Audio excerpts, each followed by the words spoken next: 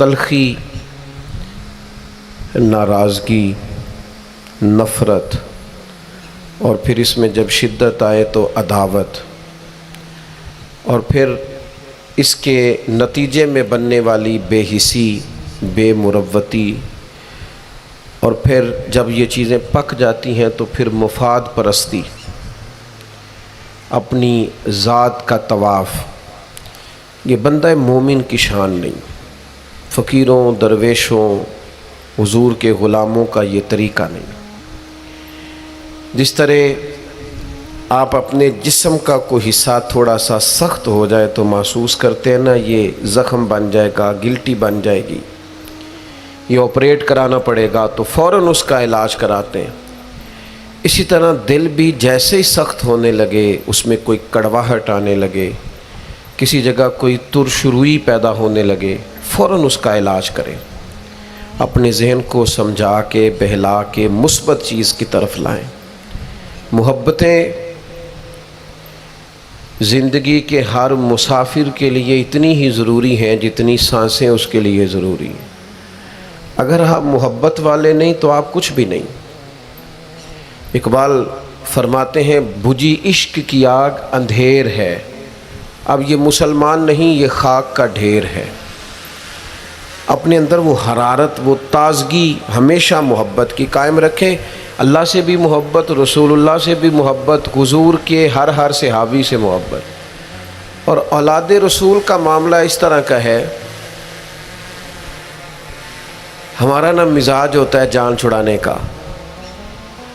فلانا بڑا اچھا تھا، اس کا بچہ اچھا نہیں.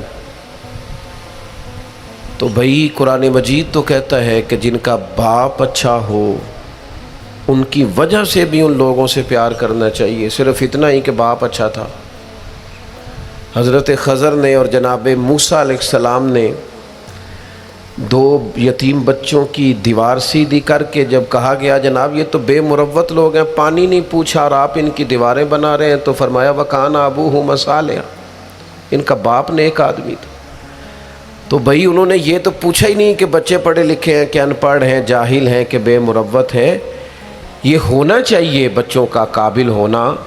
اگر وہ پیشوائی اور مقتدا بننا چاہتے ہیں تو پھر ضرور آپ ان کی ڈگریاں دیکھیں، لیکن کچھ عزتیں والدین کی وجہ سے، محض کسی کی اولاد ہونے کی وجہ سے بھی ہوتی ہیں.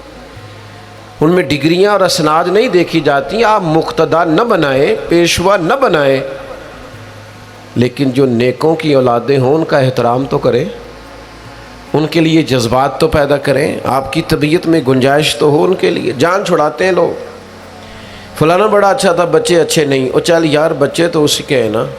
یاد رکھیں اپنے محسنوں کو کبھی نہیں بھولیں، اور ان سے نسبت رکھنے والی چیزوں کو بھی کبھی نہیں بھولیں. اور پھر جو نبی پاک کی اولاد ہے نا، خدا را حضور کی اولاد پر کبھی بحث نہ کریں. ان کے حوالے سے کبھی بھی کسی چیز کو موضوع بحث نہ بنائیں. آپ کو پتہ نہیں کہ رسول اللہ صلی اللہ علیہ وسلم کی اولاد تو وہ ہے، اللہ تعالیٰ نے ہر ناپاکی اور ہر رجس ان سے دور فرما دیا. اپنے دل کو، اپنی قلبی واردات کو قائم رکھیں. نبی پاک کی اولاد کا اکرام ہمیشہ اپنے دل میں رکھنا اور جذبات رکھنا. سادات کے لیے، حضور کی اولاد کے لیے طبیعت کے اندر گنجائش رکھنا، اس میں کبھی کوئی کمزوری نہ دکھانا. اور دوسری بات یہ کہ ان سے سیکھنا. واقعہ کربلا جو ہے نا، وہ انسانی زندگی کے لیے بہت بڑی حرارت ہے. ہمارا ایک مزاج بن گیا ہے کہ ہم نہ مشقت کے قائل اور عادی نہیں رہے، سکون تلاش کرتے ہیں. اب تو ڈھیر سارے لوگ ایسے ہیں کہ ذرا کوئی مصیبت آئی نہیں تو ان کے ہاتھ پیر پھولنے شروع ہو جاتے ہیں. انجانہ خوف اور بے مقصد قسم کی باتیں لوگوں کو ڈراتی ہیں. اور پھر میں نے دیکھا ہے کہ اگر ان کو اپنی ذات کے لیے، اپنی اولاد کے لیے، اپنے گھر کے لیے سکون مل گیا ہے، آسودگی مل گئی ہے، وسائل جمع ہو گئے، تو کہتے ہیں مجھے کیا مصیبت بنی ہوئی ہے، اب میں جاؤں، بس کافی ہے. قوم کے بچوں کے لیے، ملت کے لیے، وطن کے لیے، دین کے لیے کون جد و جہد کرے؟ میرا گھر سکھی ہے، آسانی ہے، لہذا مجھے مشقت میں پڑنے کی کیا ضرورت ہے؟ کوشش نہیں کرتے لوگ. یاد رکھنا اللہ تعالیٰ نے نا انسان کو پیدا ہی مشقت میں کیا ہے، یہ مشقت میں ہے۔ رب فرماتے ہیں میں نے اس کی پیدائش ہی، اس کا خمیر ہی مشقت والا بنایا۔ اللہ کریم نے قرآن مجید میں فرمایا لَقَدْ خَلَقْنَا الْإِنسَانَ فِي قَبَدٍ، فرمایا بے شک ہم نے آدمی کو مشقت میں رہتا ہوا پیدا کیا ہے، پیدا ہی اس کو قبض کیا ہے، مشقت میں رہتا ہوں۔ اس نے مشقت کرنی، بچپن میں بھی مشقت۔ چلیں کچھ تھوڑا سا آپ کو سمجھانے کے لیے بات کر لیتے ہیں۔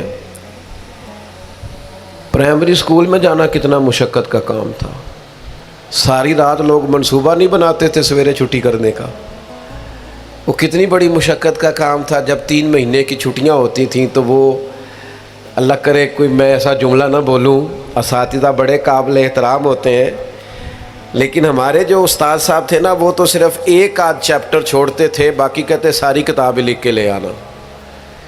تو وہ جب وہ سبق دے رہے ہوتے تھے مشقت کا تو بندہ سوچتا تھا کہ چھٹیاں آرام کرنے ملیاں سانیاں یہ والی مصیبت کرنے کو ملی تھی، جہاں چھٹیوں پہ رہے ہوتے تھے مشقت بڑھ جاتی تھی۔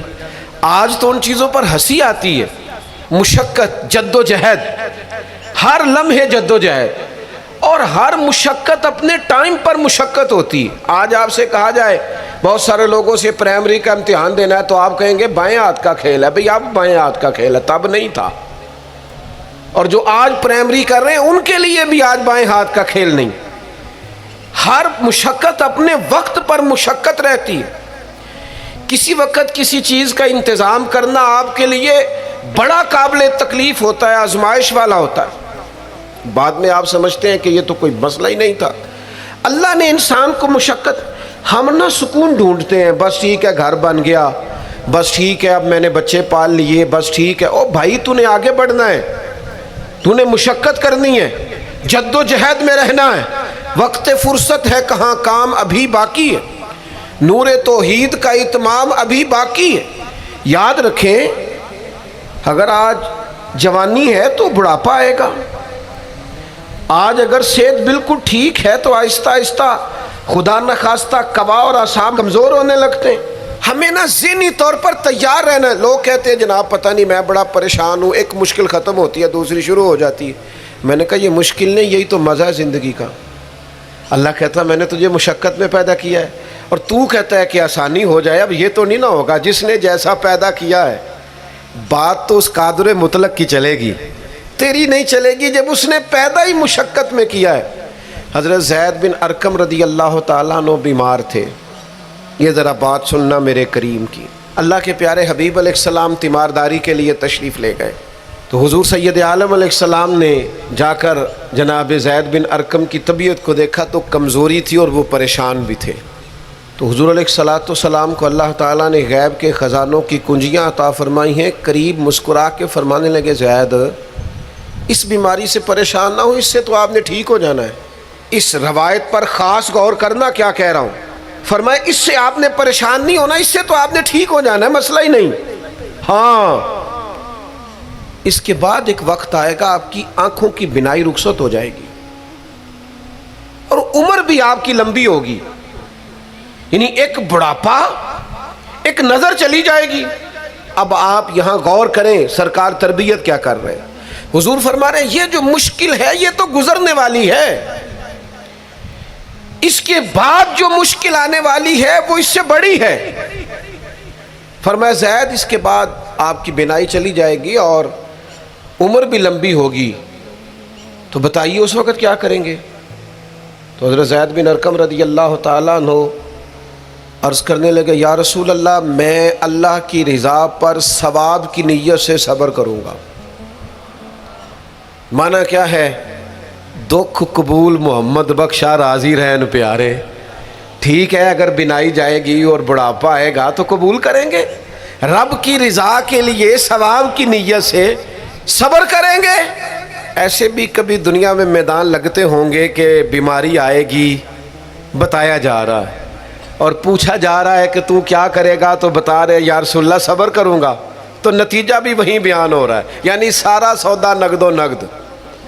اسی وقت ہتھیلی پہ سرسوں جم رہی ہے، حضور نے فرمایا کیا کرو گے؟ یا رسول اللہ صبر کروں گا اللہ کی رضا کے لیے، ثواب کی نیت سے۔ تو حضور فرمانے لگے اگر تو صبر کرے گا تو پھر نتیجہ سن، اللہ تجھ سے حساب نہیں لے گا، بغیر حساب ہی جنت عطا کر دے گا۔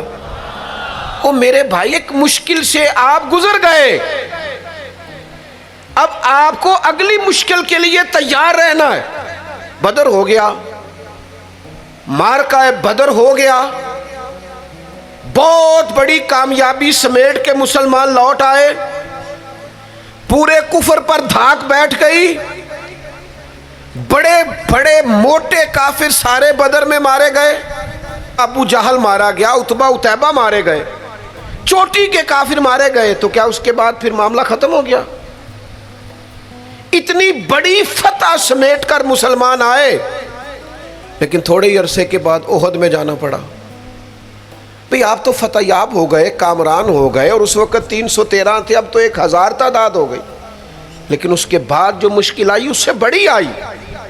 70 صحابہ شہید ہوئے، سعد بن ربیع شہید ہوئے، حضرت عبداللہ بن جہش شہید ہوئے، حضرت امیر حمزہ کا سارا وجود کاٹ دیا گیا، آنکھیں نکال دی گئیں، ہونٹ کاٹ دیے گئے۔ اس کے بعد جو مشکل آئی اس سے بڑی تھی، صبر سے برداشت کی، حالات ٹھیک ہو گئے؟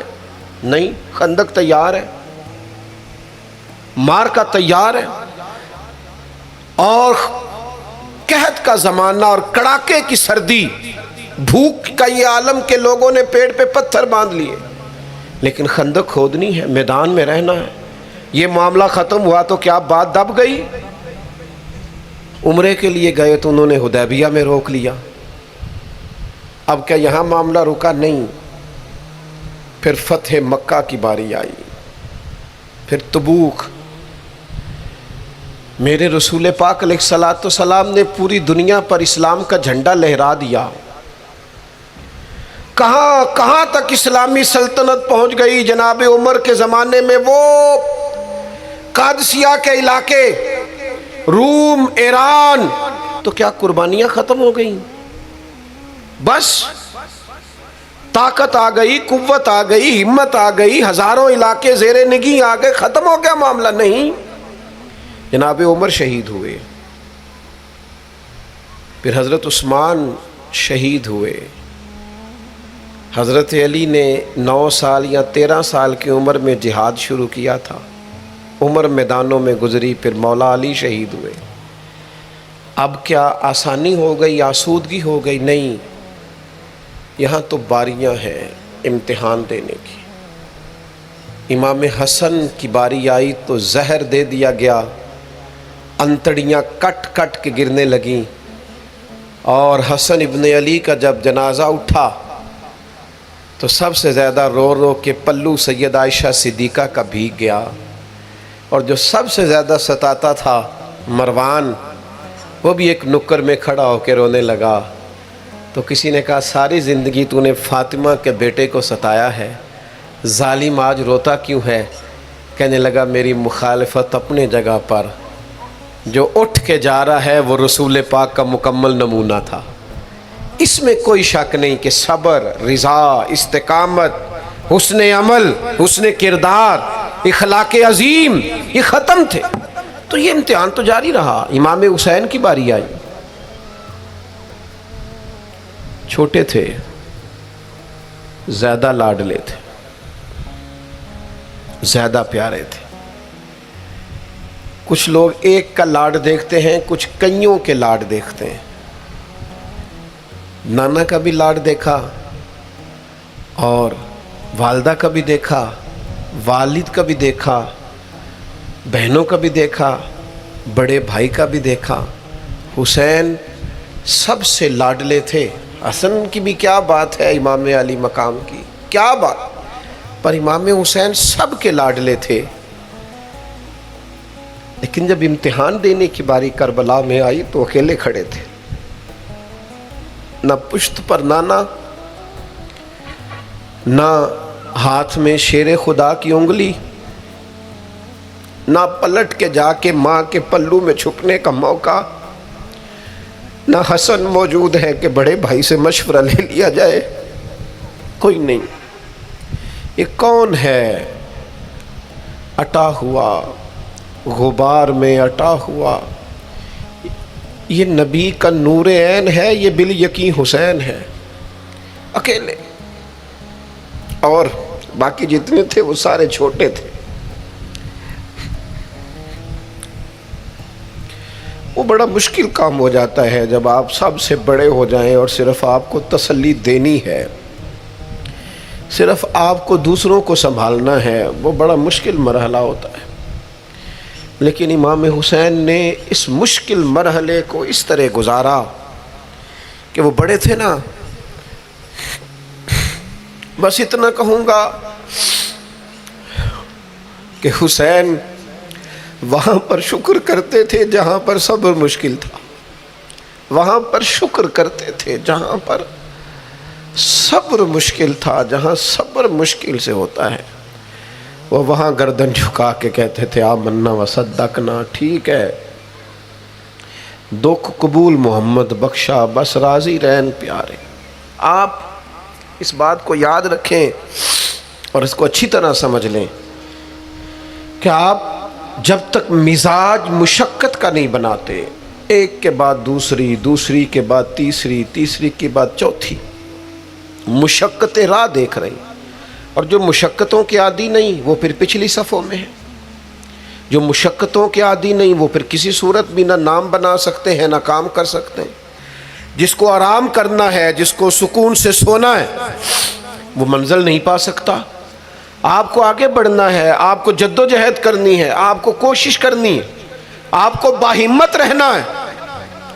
حضرت عمر سے کسی نے کہا تھا کہ میں آپ سے ملنا تو چاہتا تھا پر دوپہر کا ٹائم تھا، میں آیا نہیں، کہیں آپ سو نہ رہے ہوں۔ تو جناب عمر رو پڑے، فرمانے لگے سویا کرتا تھا کبھی، جب سے ابو بکر یہ چابیاں میرے ہاتھ میں دے گئے ہیں نا تو دن کی بات کرتا ہے، میں رات کو نہیں سو پاتا، اٹھ اٹھ کے حضور کی امت کی خبر گیری کرتا ہوں، رات جگہ میرا نصیب بن گئے ہیں، آنکھوں کی نیند رخصت ہو گئی ہے، لہجوں میں آرام نکل گیا ہے۔ اور بھائی جب آپ کو جد و جہد کرنی ہے، جب آپ کو آگے بڑھنا ہے، ذہن بناؤ یار، طبیعت بناؤ، آگے بڑھنا ہے، مشقت کرنی ہے، نیند تھوڑی کم لینی ہے، زبان کے ذائقے مزے کے کھانے تھوڑے کم کرنے۔ ہم نے اپنی مرضی سے وہ لیٹے ہیں، وہ آرام کر رہے ہیں، اس سے تھوڑا اٹھ کر سوچنا ہے۔ امام علی مقام کا پیغام یہ ہے کہ تو بڑا تب بنے گا جب تیری زندگی محنت والی، کوشش والی، جد و جہد والی ہوگی۔ اور پھر اس کے بعد کیا کرنا ہے؟ ایک کوشش کرنی ہے۔ اس کے بعد اگلا کام یہ ہے کہ جہاں رب رکھے نا وہاں رہنا بھی ہے، اس کی رضا پہ۔ جب آپ مسلمان ہوتے ہیں نا، کلمہ پڑھتے ہیں تو ہم اعلان کرتے ہیں آج کے بعد فیصلے میرے نہیں چلیں گے، فیصلے اللہ کے چلیں گے۔ لیکن پریشانی پتہ کب ہوتی ہے؟ جب ہم فیصلہ اپنی مرضی کا مانگتے ہیں۔ او بھائی جب تو مالک کا غلام ہے، بندہ ہے، تو پھر دکھ کس چیز کا نام ہے؟ کسی درویش نے کہا تھا دکھ کس چیز کا نام ہے کہ اللہ کی مرضی اور ہے اور تیرا ارادہ اور ہے۔ تو کہتا ہے بات اس طرح بنے جس طرح میں چاہتا ہوں، رب کہتا ہے نہیں میں نے فیصلہ کر لیا ہے، پھر تو دکھی ہوتا ہے۔ سکھی بھلا کون ہوتا ہے؟ جو رب کر دے وہ کہے بالکل ٹھیک ہے، وہ کہے بالکل۔ اور قرآن مجید نے اسے بیان کیا، رضی اللہ عنہم ورضوا عنہ۔ یہ کربلا کا دوسرا پہلو، ایک پہلو مشقت جد و جہد، ایک پہلو یہ کہ رضی اللہ عنہم ورضوا عنہ۔ اللہ کہتا ہے میرے بندوں کی شان یہ ہے کہ اللہ ان سے راضی ہے اور وہ اللہ سے راضی ہے۔ اللہ ان سے راضی ہے اور وہ بھی راضی ہے اللہ سے۔ اللہ نے جہاں رکھا ہے وہ اللہ سے، ایک پہلو یہ ہے کہ اللہ راضی ہو جائے، ایک پہلو یہ ہے کہ بندہ راضی ہو جائے۔ رب فرماتا ہے ذالک الفوز العظیم، وہ اللہ سے راضی، اللہ ان سے راضی، یہ بہت بڑی کامیابی ہے۔ امام محمد غزالی رحمۃ اللہ علیہ سے کسی نے کہا تھا زیادہ مشکل کیا ہے، اللہ کا راضی ہونا کہ بندے کا؟ تو امام صاحب فرمانے لگے رب تو مہربان ہی بڑا ہے، بڑی جلدی راضی ہو جاتا ہے۔ دو صرف آنسو بہائے سچی توبہ کے مالک راضی ہے. کسی غریب کی مدد کر دے اخلاص سے اللہ راضی ہے. اللہ تو جلدی راضی ہو جاتا ہے، مشکل یہ ہے کہ بندہ نہیں راضی ہوتا. یہ اس نے ہر روز ایک نئی امید لگائی ہوئی ہے، ہر روز اس کا نیا رنگ ہے، یہ راضی نہیں ہوتا. حضرت موسیٰ علیہ السلام نے اللہ کی بارگاہ میں عرض کی، مالک میری قوم یہ عرض کرتی ہے کہ تو بتا تو ہم سے کیسے راضی ہوگا. حضرت موسیٰ اپنی قوم کی عرض لے کر مالک کی بارگاہ میں کوہ طور پہ حاضر ہے. او یارو اسے دل کی تختی پہ لکھ لینا. عرض کی مالک میری قوم کہتی ہے رب کریم کے حضور عرض کریں کہ ہمیں بتائے ہمارا رب ہم سے کیسے راضی ہوگا. تو حضرت کلیم کہتے ہیں جب رب کی بارگاہ میں عرض کیا تو مالک نے فرمایا ان سے جا کے کہو وہ مجھ سے راضی ہو جائیں، بس وہ راضی ہو جائیں میں بھی ان سے راضی ہو جاؤں گا.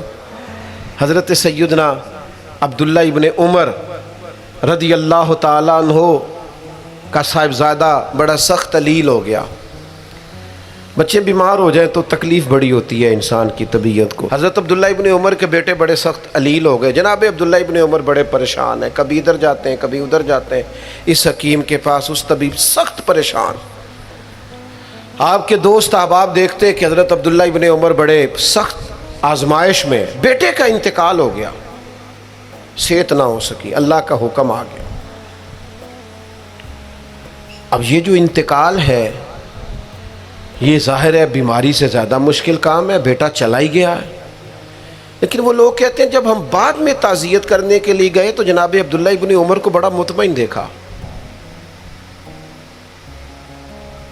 تو ہم نے عرض کی کہ حضور اس وقت تو وہ صرف بیمار تھا تو آپ زیادہ تسلی میں نہیں تھے اور اب آپ بڑے تسلی میں محسوس ہوتے ہیں، وجہ؟ تو فرمانے لگے جب تک میری ذمہ داری تھا نا میں پریشان تھا، اب خدا کے کرم اور رحمت کی جگہ پہ چلا گیا، اللہ کا فیصلہ آ گیا ہے اور میں سمجھا ہوں کہ میرا رب اسے اپنی بارگاہ میں بلانا چاہتا ہے، لہٰذا میں پورے طور پر مطمئن. اب میں اللہ کی رضا پہ پوری طور پر راضی ہوں. میرے عزیز جب تک یہ رضا حاصل نہیں، کیا لطیف انداز ہے. وہ ہمارے ایک بڑے زبردست رائٹر تھے صاحبزادہ خورشید احمد گیلانی مرحوم، ان کا ایک مضمون چھپا ایک دفعہ امت کا پہلا صوفی. تو وہ ٹائٹل دیکھ کر مجھے بڑی تجسس ہوا کہ کس کو، چونکہ ہم صوفیاء کی جماعت ہیں، کس بزرگ کا تذکرہ کیا انہوں نے، امت کا سب سے پہلا صوفی. تو جب مضمون کھولا تو امت کا سب سے پہلا صوفی انہوں نے جناب صدیق اکبر کو قرار دیا. فرمایا یہ پہلے درویش ہیں اس امت کے، حضرت ابو بکر صدیق. حضرت ابو بکر صدیق علیل ہو گئے، بیمار ہو گئے. تو یہ دیکھیے ذرا ان کا انداز تصوف. تو یار دوست پتہ لینے گئے تو ایک روٹین ہوتی ہے نا، جب لوگ تیمارداری کرنے جاتے ہیں تو کہتے ہیں کسی ڈاکٹر کو دکھایا ہے.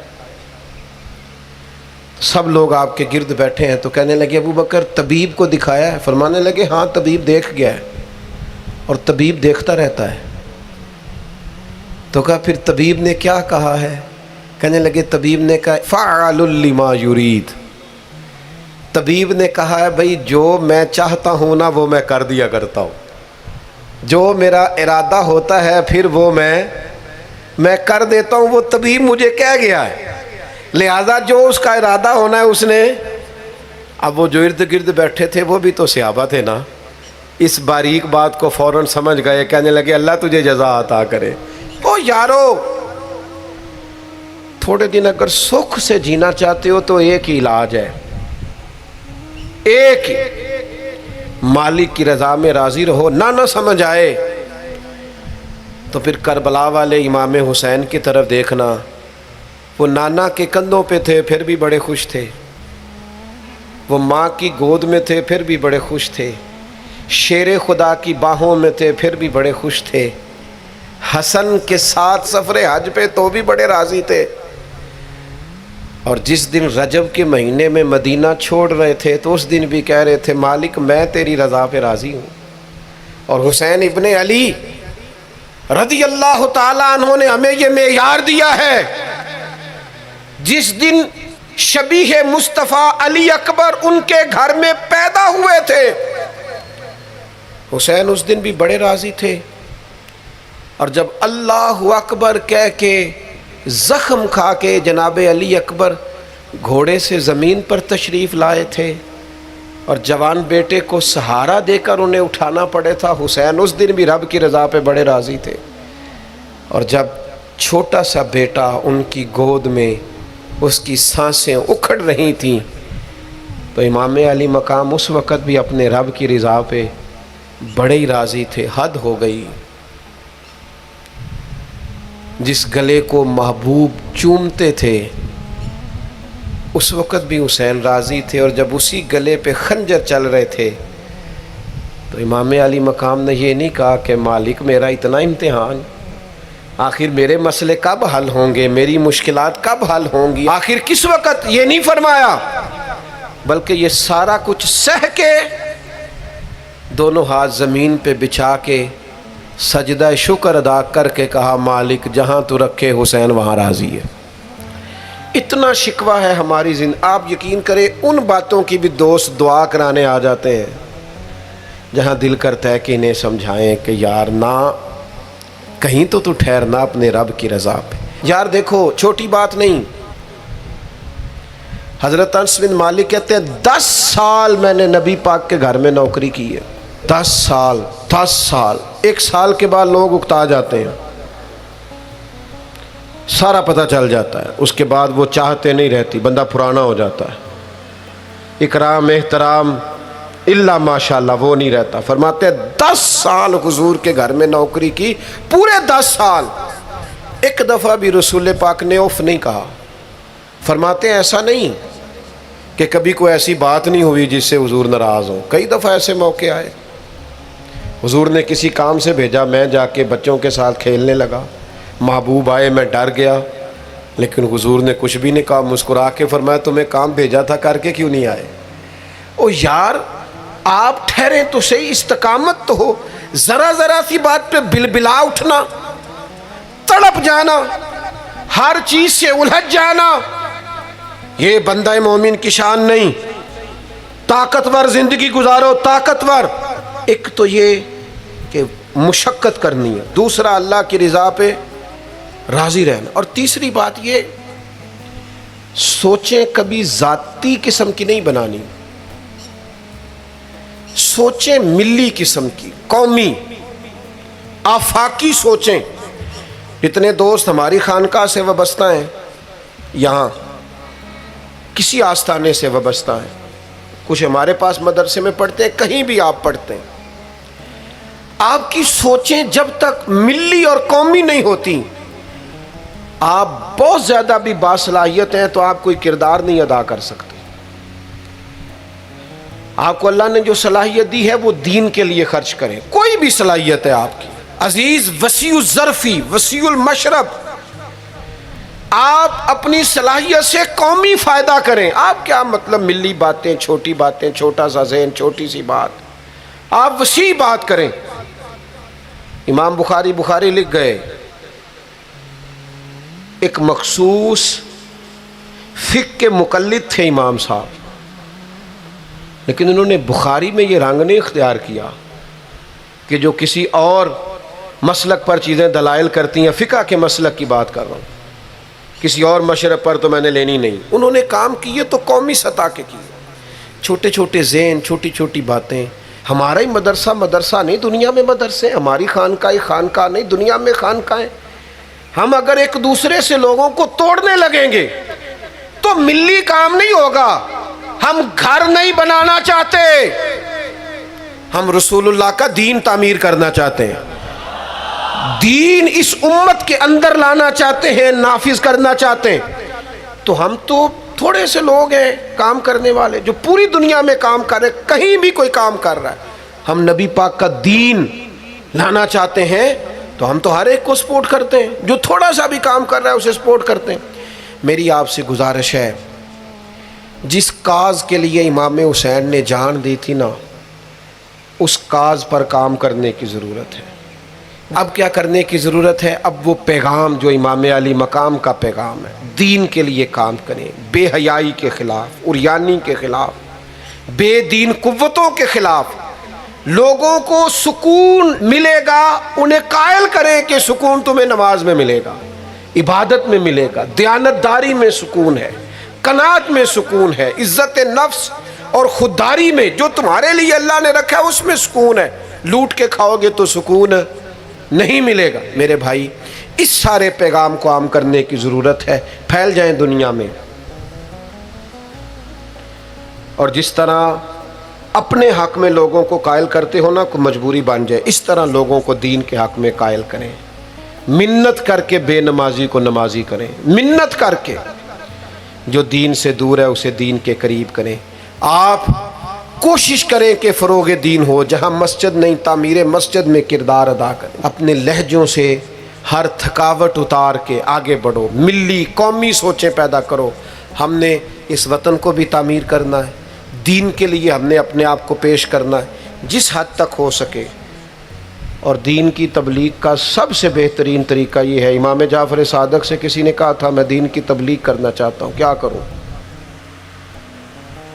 پیغام امام حسین کانفرنس میں بات ختم کرتے وقت امام حسین کے پوتے کی بات سنا رہا ہوں، کہا حضور دین کی تبلیغ کرنا چاہتا ہوں، کیا کروں؟ فرمانے لگے دین پہ عمل کرنا شروع کر دے، یہ دین کی تبلیغ۔ آپ کا اچھا اخلاق یہ دین کی تبلیغ، آپ کا معاف کرنے کا جذبہ یہ دین کی تبلیغ ہے، آپ کی خیر خواہی لوگوں کا بھلا کرنا یہی دین کی تبلیغ۔ صرف تقریر سے تبلیغ نہیں کریں آپ کا عمل اور کردار یہ دین کی تبلیغ ہے۔ آپ اپنا انداز زندگی بدل جائیں، انداز خوبصورت کر جائیں، یہ دین کی تبلیغ شروع ہو جائے گی۔ 3 باتیں آپ کی خدمت میں رکھی ہیں اس پورے گفتگو کا نتیجہ۔ ایک تو زندگی مشقت والی، محنت والی، جد و جہد والی۔ یہ جو نوجوان آرام ڈھونڈتے ہیں نا، سکون، اقبال کہتے ہیں لہو مجھ کو رلاتی ہے جوانوں کی تن آسانی، یہ تیار ہو جائیں۔